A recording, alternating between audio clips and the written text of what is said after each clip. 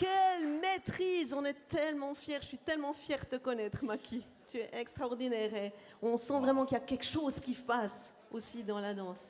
Clairement. Et maintenant, Aris, je me réjouis de savoir qu'est-ce que tu as trouvé dans la Bible de si intéressant pour nous ce matin. Yes, c'est ce que je vais vous partager ce matin. Bonjour à tous. J'espère que vous allez bien. Voilà, moi je m'appelle Aris, comme les sashimi. Non, c'est pas vrai. C'est Aris tout court, tout simplement. Et voilà, bon, moi je ne vais pas danser. Déjà, je vais briser un stéréotype. Tous les Noirs ne savent pas danser. Je sais, il y a des déçus, mais c'est la vérité. En tout cas, moi, je suis l'exception qui confirme la règle. Peut-être au vu de mes compatriotes suisses, je suis peut-être un excellent danseur. Mais pour mes compatriotes congolais, africains, je suis qu'un piètre artiste. Mais voilà. Mais heureusement qu'il y a Maki qui est là. Ce matin, je me réjouis de vous partager ce que Dieu m'a mis à cœur. Et je pense que vous vous posez des questions. Peut-être vous êtes là pour la première fois, vous vous dites, mais c'est qui ces gens qui sont là? Ils se lèvent, ils lèvent les mains quand on chante, ils parlent d'un Jésus, ils parlent d'un Dieu. Mais concrètement, qu'est-ce que ça veut dire? Et je vous rassure, moi aussi, j'ai été quelque part dans votre position. Je me suis aussi posé des questions. Moi, je regardais les chrétiens et je les voyais par moments comme un petit peu des fous, ou certains des fous furieux, tu vois. Et ça ne me donnait pas forcément envie d'accrocher la parole. Mais qu'est-ce qui fait qu'aujourd'hui, je me retrouve à prendre le micro et à vous parler de l'Évangile? C'est ce qu'on va voir ensemble. Et j'ai envie de partager avec vous un message. On va voir le titre ensemble, c'est « Ne sois pas incrédule, mais crois ». Dis à ton voisin « Ne sois pas incrédule, mais crois ». Par contre, l'autre phrase, avance ton doigt ici et regarde mes mains, ça, pas besoin de lui dire. Ça, vous comprendrez plus tard. Mais ne sois pas crédule, mais crois. C'est une phrase que Jésus va dire à Thomas, un de ses disciples. Et ce matin, j'ai envie de vous parler de Thomas. Et ce que j'ai réalisé, c'est que bien des hommes et de femmes que Dieu a appelés pour des missions importantes, ils ont réagi en vrais sceptiques. Dis à ton voisin, sceptique. Je suis un ancien sceptique. Et par moments, je suis sceptique sur certaines choses, et tout, je vous assure. Je ne suis pas encore totalement guéri du scepticisme, par moments, mais sceptique. Dieu a fait preuve d'une grande patience envers les personnes qui étaient sceptiques dans la Bible. Et ce que je réalise, c'est qu'un doute honnête n'est pas un mauvais départ. Vous pouvez avoir un vrai doute sur l'Évangile. Au contraire, même, j'encourage de douter et de questionner l'Évangile et de savoir là où vous mettez les pieds. Mais un doute honnête n'est pas un mauvais départ, pour autant que nous n'en restions pas là. Et la question que j'ai envie de vous poser ce matin, c'est quelle part a le doute dans notre volonté de faire confiance à Dieu? Parce que tout est une histoire de confiance. La raison pour laquelle on n'emboîte pas le pas, c'est parce que quelque part, on ne fait pas confiance à Dieu, ou la confiance qu'on estime pouvoir mettre à Dieu, elle n'est pas suffisante. Mais on va voir quelques sceptiques dans la Bible. Et à quel moment est-ce qu'ils ont douté? Moi, ce que j'aime bien avec la Bible, c'est qu'elle est honnête, elle est vraie. A contrario des films, qui sont parfois intéressants, des fois, certains films, ils ont dépeint les disciples ou des personnages bibliques comme si les mecs ils vivaient au ciel, tu vois. Ils ne touchaient pas le sol, ils étaient 3 fois saints. Alors que quand tu lis la Bible, tu vois le vrai caractère, tu vois la vraie réalité des personnes.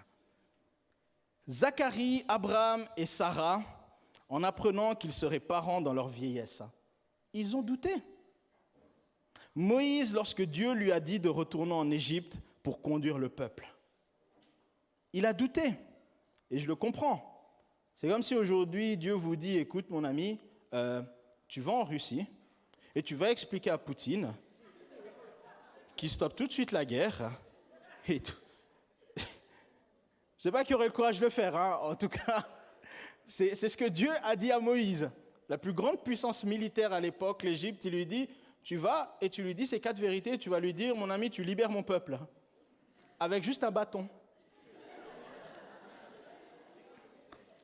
Les Israélites, chaque fois qu'ils affrontaient des difficultés dans le désert, ils ont douté. Gédéon, en apprenant qu'il serait juge et conducteur du peuple, il a douté. Et Thomas, en apprenant que Jésus était ressuscité, il a douté.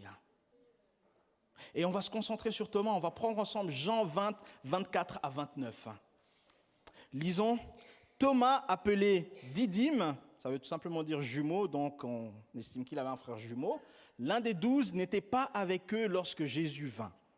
Les autres disciples lui dirent donc, « Nous avons vu le Seigneur !»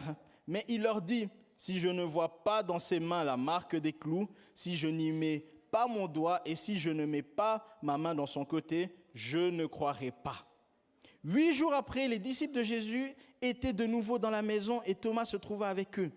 Jésus vint, alors que les portes étaient fermées, se tint au milieu d'eux et dit, « Que la paix soit avec vous. » Puis il dit à Thomas, « Avance ton doigt ici et regarde mes mains.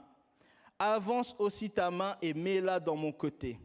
Ne sois pas incrédule, mais crois. » Thomas lui répondit, « Mon Seigneur et mon Dieu. » Jésus lui dit, « Parce que tu m'as vu, tu as cru. Heureux ceux qui n'ont pas vu et qui ont cru. » Amen. Souvent surnommé l'incrédule, Thomas mérite d'être respecté pour sa foi. Certes, c'est un sceptique, mais ce que je réalise, c'est que ses doutes ont un objectif, lui permettre de connaître la vérité. Il ne doute pas juste pour rien. Les doutes de Thomas sont là pour lui permettre de connaître la vérité. Il est prêt à croire lorsqu'on lui donne des bonnes raisons de le faire. Il exprime ses doutes sans réserve et tous ses doutes trouvent réponse. Vous savez, vous pouvez avoir des doutes. Et moi, j'encourage même parfois à questionner l'Évangile et à ne pas croire bêtement. J'aime beaucoup une journaliste qui s'appelle Charlotte Dornelas, qui travaille entre autres dans l'Heure des pros, de l'animateur Pascal Pro, qui travaille aussi pour Valeurs Actuelles. Et on lui a posé une question. C'est Charlotte, comment une femme aussi éclairée, intelligente que toi peut croire, entre guillemets, en Dieu, peut croire à l'Évangile? Et Charlotte va répondre magnifiquement, elle va croire, mais la force de mon Évangile, c'est qu'elle repose sur des faits et des acquis. Elle repose sur une véritable expérience des gens qui ont expérimenté Jésus dans leur vie. Et je bénis Dieu que tous mes mentors, toutes les personnes que j'ai lues, que j'ai suivies, les pères de l'Église sont des personnes plus que intelligentes et éclairées. Ce que j'ai envie de vous dire, c'est que la foi ne repose pas sur rien. Les gens parfois pensent que la foi, c'est juste croire bêtement, mais ça repose sur des faits concrets, les amis. Et c'est ce que Thomas va découvrir. Il a des doutes, mais ces doutes trouvent des réponses. L'incrédulité n'est pour lui qu'une manière de réagir. Ce n'est pas un style de vie. Ça peut devenir un style de vie. Pour certaines personnes, le doute, c'est un style de vie. Ils doutent de tout. Bien que nous n'ayons accès à des brefs épisodes de la vie de Thomas, ce qui est fort, c'est que son caractère se dessine quand même avec clarté, plus on lit les évangiles. On réalise qu'il a lutté pour être fidèle à ce qu'il savait en dépit de ses sentiments. Les amis, si vous pensez que l'évangile, c'est juste tout beau, que vous allez vous réveiller chaque matin et tout le temps avec la même conviction, ainsi de suite, je vous dis, ce n'est pas la bonne école.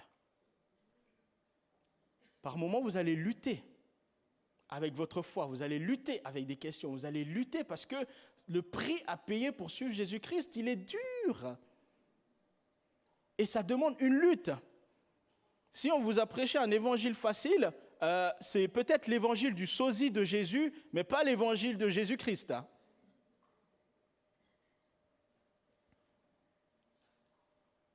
Alors que la vie de Jésus semblait en danger, Thomas a été le seul à exprimer les sentiments qui animaient certainement aussi les autres disciples.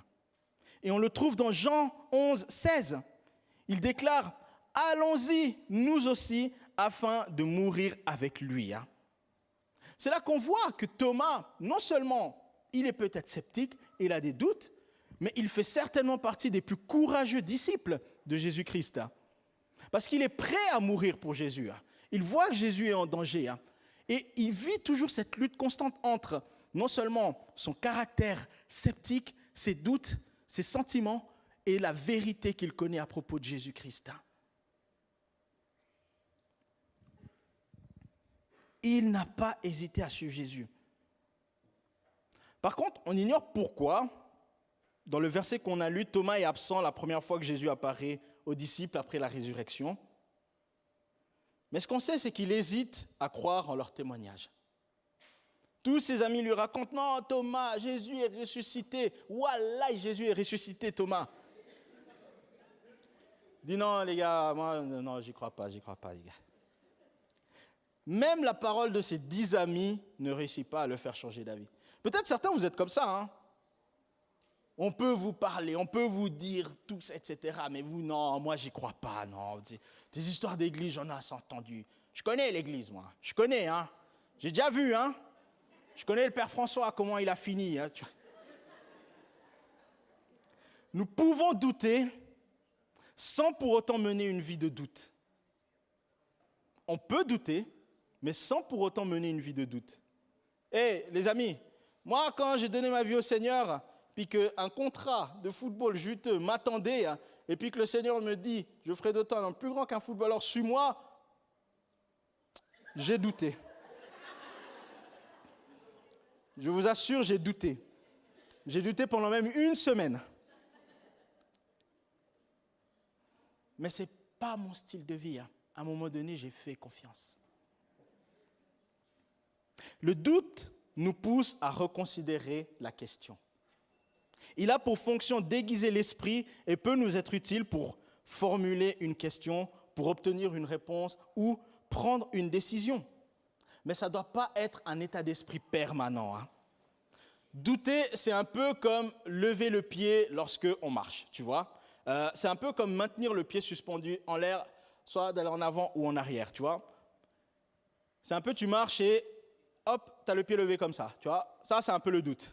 Tu peux ni à la gauche, ni à la droite, ni avancer, tu vois. Ça, c'est le doute.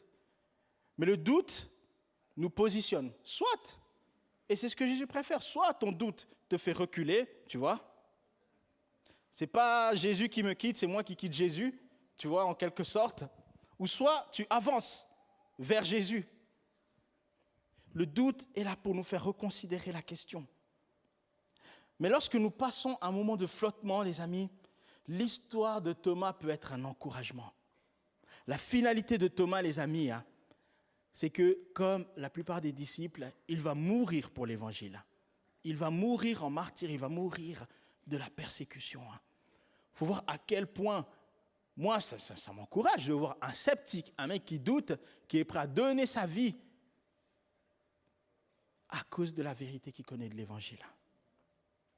Il n'a pas persisté dans son doute, mais a permis à Jésus de lui apporter la foi. Thomas n'a pas persisté dans le doute, mais il a permis à Jésus de lui apporter la foi. Souvenons-nous aussi que d'innombrables disciples de Jésus-Christ ont été pris dans le doute. Je vous ai énuméré quelques personnes qui ont douté dans l'Évangile. Et les réponses que Dieu leur a données peuvent aussi nous aider. Ce que j'ai envie de nous dire ce matin, c'est ne persistons pas dans l'hésitation ou le scepticisme, mais prenons-les comme un point de départ pour prendre une décision et croire. Ce que j'ai réalisé, c'est que les doutes inavoués trouvent rarement des réponses. Doutez seul dans votre coin, les amis, vous trouverez rarement des réponses. Osez trouver d'autres croyants à qui parler de vos questionnements, les amis. Et je vais conclure avec les points forts de Thomas. Point fort, Thomas était l'un des 12 disciples de Jésus. Il était entier dans le doute comme dans la foi. Il était un homme honnête et loyal. Les points faibles, c'est, comme les autres, il a abandonné Jésus au moment de son arrestation. Il a refusé de croire le témoignage de ceux qui avaient vu Christ et a demandé des preuves. Il a dû lutter contre sa tendance au pessimisme. Certains pensent qu'ils croiraient plus en Jésus s'ils pouvaient voir un signe précis ou un miracle. Mais pourtant, ce que le Seigneur dit à Thomas et affirme, c'est que nous sommes bénis si nous pouvons croire sans voir. La Bible et le témoignage des croyants nous apportent toutes les preuves dont nous avons besoin. Une apparition physique ne rendrait pas Jésus plus réel à nos yeux qu'il ne l'est déjà. La leçon à retenir de la vie de Thomas, les amis, c'est que non seulement, Jésus ne rejette pas les doutes honnêtes et sincères qui conduisent vers la foi. Deuxième leçon, c'est qu'il vaut mieux douter à haute voix que être incrédule en silence. Soyez bénis, mesdames et messieurs.